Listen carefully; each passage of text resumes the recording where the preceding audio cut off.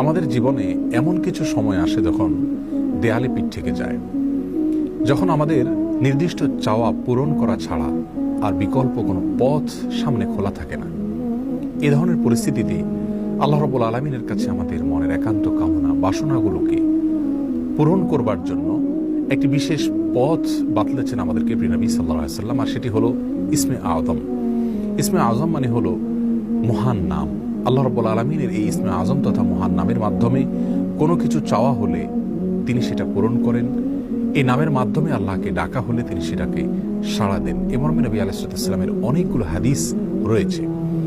অনেক উলামায়ে কেরাম ইসমে আযম সম্পর্কে বলেছেন যে এটি হলো আল্লাহ রাব্বুল আলামিনের যে মূল নাম আল্লাহ, সেটি তার অনেকগুলো গুণবাচক নাম আছে। তার মধ্যে থেকে আল্লাহ রাব্বুল আলামিনের যে মূল নাম আল্লাহ, এই নামের মাধ্যমে আল্লাহ রাব্বুল আলামিনকে ডেকে যদি বান্দা কোনো কিছু চান কায় মনোবাক্যে অন্তরের গভীর থেকে, তাহলে সে দোয়া আল্লাহ রাব্বুল আলামিন অবশ্যই কবুল করেন। এজন্য কোনো কিছু আল্লাহ রাব্বুল আলামিনের কাছে চাওয়ার আগে যদি আল্লাহ বলে ডেকে ভালোবাসা থেকে, আস্থা থেকে, ভরসা থেকে, কায় মনোবাক্যে, দীনতাহীনতার সাথে আল্লাহকে ডেকে যদি কেউ দোয়া করেন, তাহলে সে দোয়া আল্লাহ রাব্বুল আলামিন ফিরিয়ে দেন না।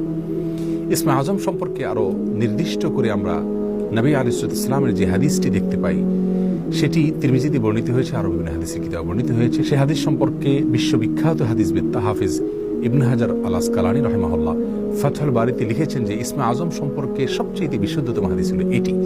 আর সেটি হলো এই যে বুরায়দা রাদিয়াল্লাহু আনহু বর্ণনা করেছেন, এক ব্যক্তি নামাজের মধ্যে একবার কিছু বাক্য বলে উঠলেন। নবী সাল্লাল্লাহু আলাইহি সাল্লাম তার কথাগুলো শুনলেন।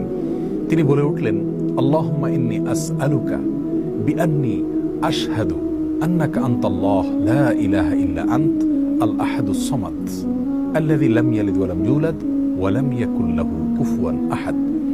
তার মুখে এই বাক্যগুলো শুনে নবী আলাইহিস সালাম বলেছেন, নিশ্চয়ই এই লোকটি ইসমে আযম পাঠ করেছে। ইসমে আযমের মাধ্যমে আল্লাহ রাব্বুল আলামিনের কাছে কোনো কিছু চাওয়া হলে তিনি সেটা ফিরিয়ে দেন না। এর মাধ্যমে আল্লাহকে ডাকলে তিনি অবশ্যই তাতে সাড়া দেন।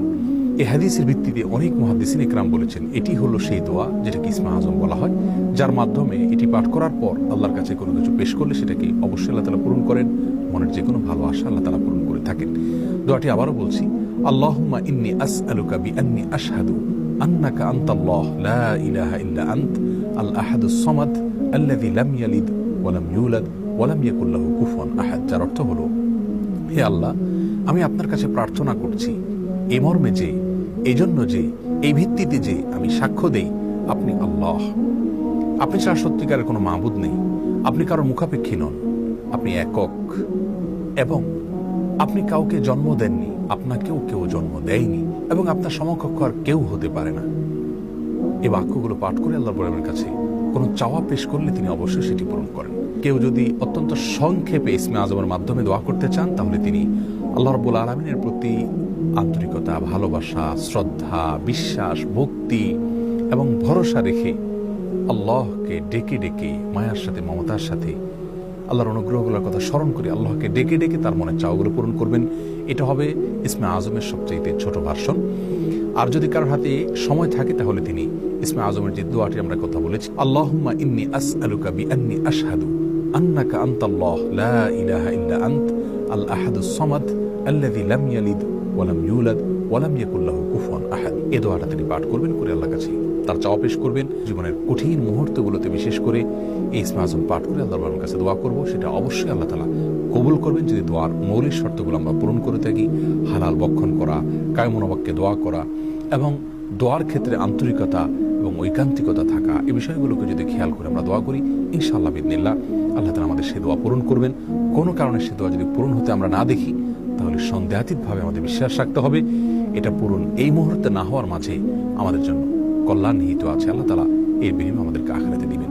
এছাড়াও দোয়া ইউনুসের মাধ্যমে লা ইলাহা ইল্লা আনতা সুবহানাকা ইন্নী কুনতু মিনাজ জালিমিন, এটা পাঠ করেও যদি কেউ দোয়া করেন, তার মাধ্যমে আল্লাহ দোয়া কবুল করেন।